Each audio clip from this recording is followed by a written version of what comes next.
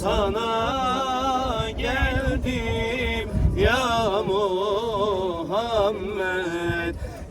Issız çöllerde dolaştım, sana geldim ya Muhammed.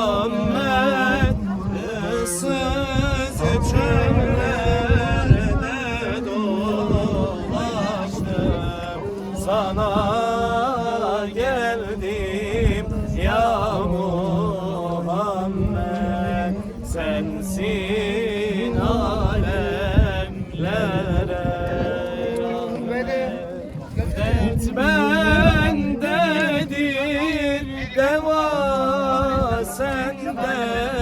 Dert bendedir, deva sende. Eğlenmez bir yara bende. Ben dertliyem, derman sende.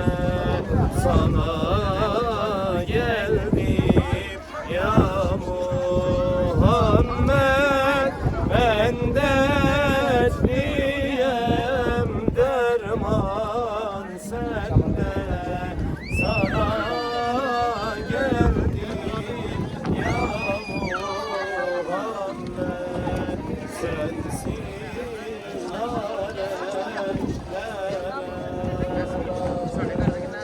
Arafat'ta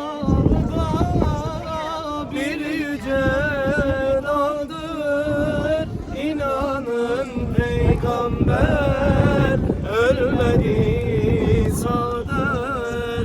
Arafat'ta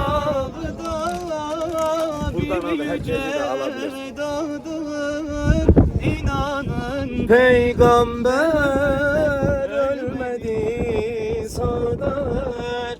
Ravzasına vardım, Gülistan bağdır. Seni ziyarete geldim efendim. Ravzasına vardım, Gülistan bağdır. Seni ziyarete geldim efendim. Bir nazar almaya geldim efendim. Ala Resulina Muhammedin salavat. Şöyle hep birlikte bir dua edelim mi? Hep birlikte bir amin diyelim. İnşallah Resulullah Efendimizin gelmiş olduğu da Cebel-ur Rahman